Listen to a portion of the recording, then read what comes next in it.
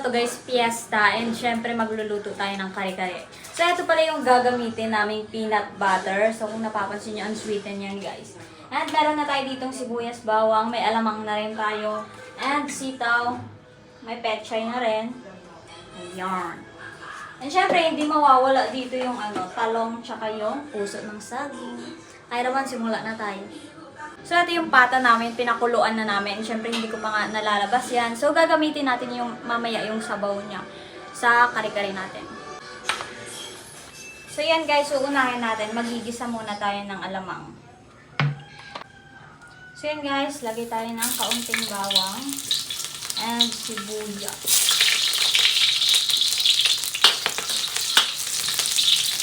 Yan guys, lahat na natin tong halagang 10 piso na alamang.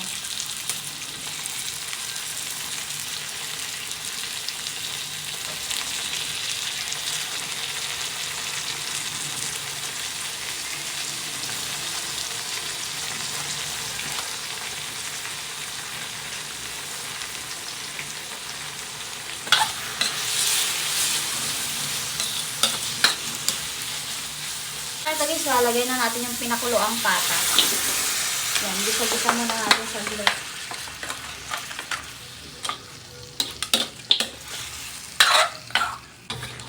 Yan. Lagay tayo cubes.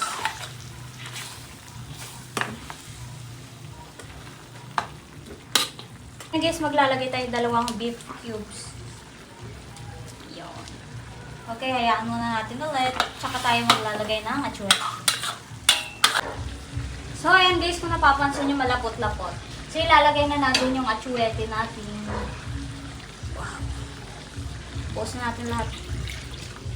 Nice. So, ayan, ulit natin kumulo bago tayo maglagay ng mga ibabang Ricardo's Unidos. So, maglalagay na rin pala tayo paminta, guys. Okay.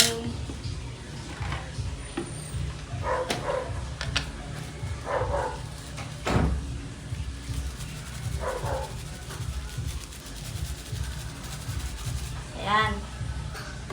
Saktong dami ng paminta. And shimmering. Okay.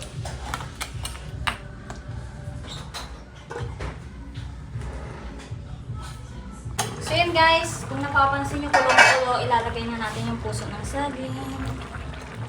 Ayan, parang mas mauna siyang lumambot.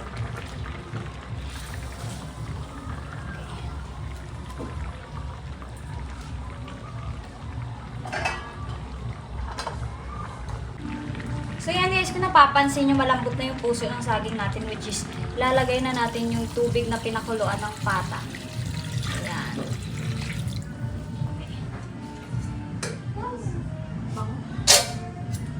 Okay. Makulo ulit. So ito mga ka-taste buds, kumukulo na. So ayan, halu-haluin natin. Tingnan nyo naman yung itsura. Ang ganda ng kulay, ang ganda ng atsuete. So ayan.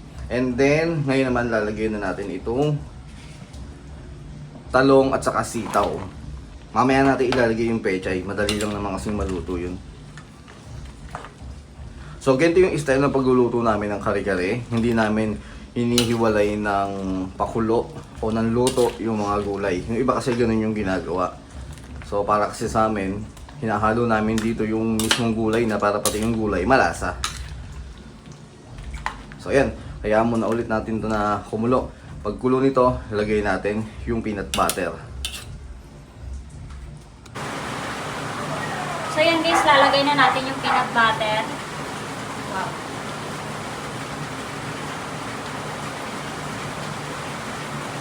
Ayan, so ito mga ka-taste buds na ilagay na natin yung peanut butter. So bali, ang bibilihin yung peanut butter, mga ka-taste buds, is yung unsweetened na.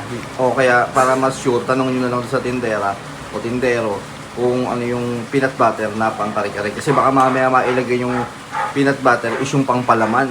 So magiging matamis yung ano nyo, kare-kare nyo at hindi magiging maganda. So yan guys, kung napapansin nyo, ayan, simula na tayo para maglagay ng pampalasa. Lagay tayo ng kulay na sarap.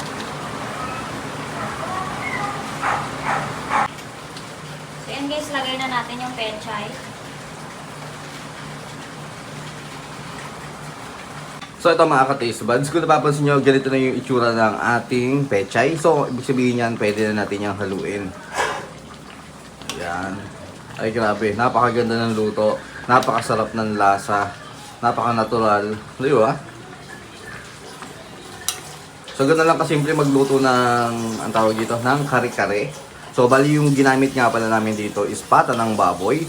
Bumili kami ng pang crispy pata na pata. So yun, pinahiwa na lang namin. And anto, mahigit 1 kilo ba to? Mahigit 1 kilo din tong tong kare-kare. Sarap. So yun guys, ganun lang kasimple yung pagluluto natin ito. Kung nagustuhan nyo, syempre, subukan nyo na din. Diba? Pero huwag nyo sana kalimutan mag-like, share, and subscribe sa aming channel.